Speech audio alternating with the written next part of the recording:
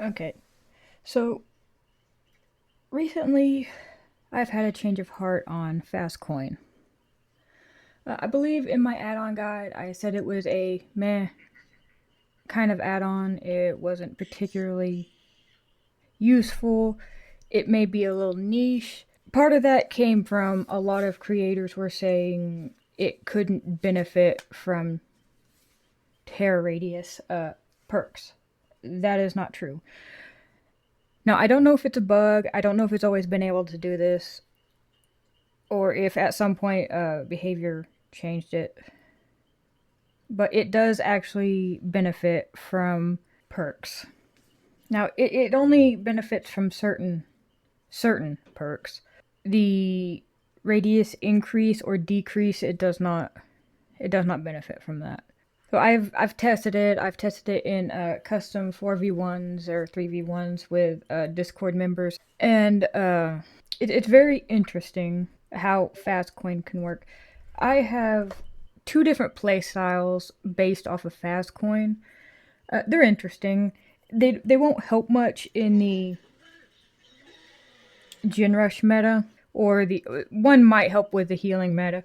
But while I was testing it, I had to more or less rewire my brain to do these playstyles because they're so different from what I normally do.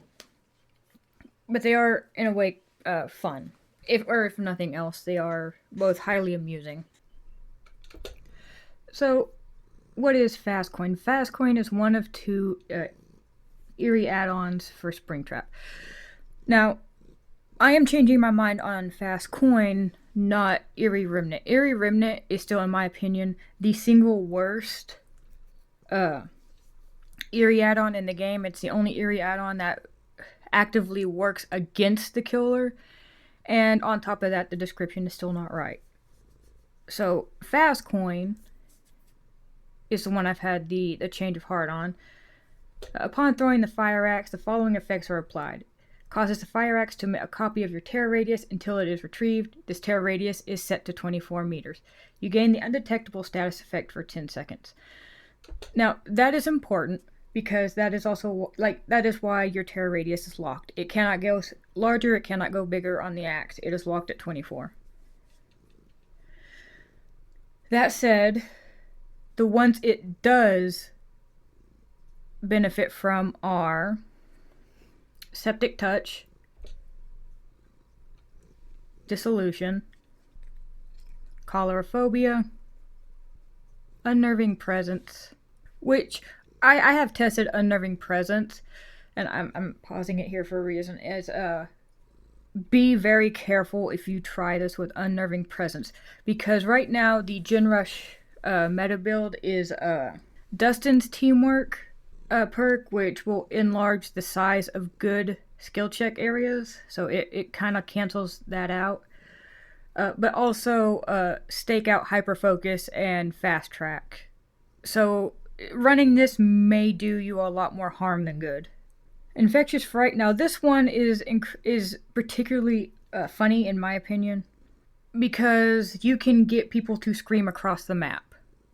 When I tested it with my Discord, I was on one side of the Nostromo, and a survivor or one of the Discord members on the completely other side of the ship kept screaming, and I found it incredibly hilarious. If you pair it with something like a DMS, it could benefit you since you have a single stationary terror radius plus your own. Now, Starstruck, I was less convinced about because Starstruck, I didn't think it would actually work with the axe tear radius. But when I did the 3v1 custom, the Discord member said no, he kept getting exposed. Now, I did try this in a real match. It does work, but the downside is that if they're across the map, they will have exposed, and as soon as they see that they have exposed, they will run and hide. I tried using Phantom Fear, so I could teleport over with the doors and catch them with Phantom Fear, But the problem with that is because Phantom Fear has a 60-second cooldown, it's hard to have it up and catch them at the same time, because sometimes they would even other survivors who weren't exposed would trigger it. So it does work. If you can figure out a way to make it work without survivors hiding gun on you. I had trouble finding them once they realized they were exposed. Now, as I said, there are other Terra Radius add-ons that did not work, which would include agitation, distressing, monitor, and abuse, and of course, like party hat, because AoE has nothing to do with the Terra Radius. Now, these two belong separately because they're part of a separate build. The first set are the ones where you can essentially have one Terra Radius that is stationary, which is the axe, and the second one that is always attached to you. The first one, I always tend to run a Faz Coin with Bonnie's, and Bonnie's is a dual add-on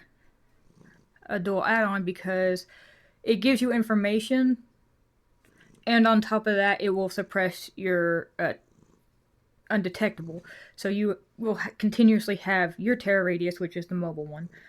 To pick up on Bonnie's guitar string, if you are having issues with Bonnie's guitar string and the Djinn auras, the way to fix that is to change the color of your Djinn auras. Because it goes both ways. I've heard people say, well, I had default color and it was an issue. That was my problem. I had the default aura color for generators, but then when I changed it, the problem fixed.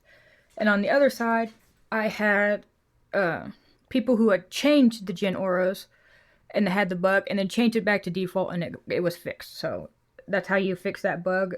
I don't know if you have to continuously do it to fix it. I haven't had any issues with it since. But this build, which includes Dark Devotion and Unforeseen, this is the different playstyle. You can try to make yourself as undetectable as possible, and then you have that one Terra Radius, which can be used to deter survivors from being in that area. Dark Devotion in particular, because again, you will have a stationary Terra Radius and a mobile Terra Radius, except instead of on you, it's on a survivor. The highlights I've seen of this build are you can prevent or discourage survivors from being in an area. Now, it's obviously not going to work as well, say, on Swifts, because they can tell their buddies, no, he's chasing me, the Terra Radius on the other side of the map isn't real. But I found out for random or solo queue that it really seems to screw them up. If you have do like I was doing, I also ran anti-heal perks along with Colorophobia, and then they ended up having to go all the way across the map to heal. Because that one Terra Radius is permanent. Until you recall it, of course. Now, the downsides to this particular playstyle is that the way I did it, and let me preference by saying this is the way I did it. I would load into the map, trying to find the best place to put the axe. Like here on Gideon's, it was downstairs next to one generator, but the 24-meter radius would cover, I think, 4. Because of the way the generators in that area were set up. So it takes a little bit of setup if you do it that way. And on top of that, you're stuck as a M1 killer because you don't want to kind of interrupt the Terra Radius. And that alone seems to also kind of confuse survivors because they're always expecting an axe. And on top of that, without the axe, you're a 4.6 meter a second killer, so you're moving at 115 instead of 110. Which also seems to kind of throw survivors off, because I've seen survivors trying to loot me and they think they have more distance than they do. But these, the Faz Coin builds, a majority of it seems to be built around like confusion, misdirection. I would even go as far as saying like corralling certain areas or like blocking them off or making it harder for survivors to be in that area. Like I said, in the current Gen Rush meta, though, I can get ties and a few wins, but that could also just be me like trying to rewire my brain to play this way. Because normally I build and play for chases, not stealth or effects. But I would definitely say I would reconsider Faz Coin. It is definitely useful. It can definitely be used for genuine play styles and builds, especially for indoor maps or maps that have like two stories, like Midwich, Gideon, maybe the houses like in Badham.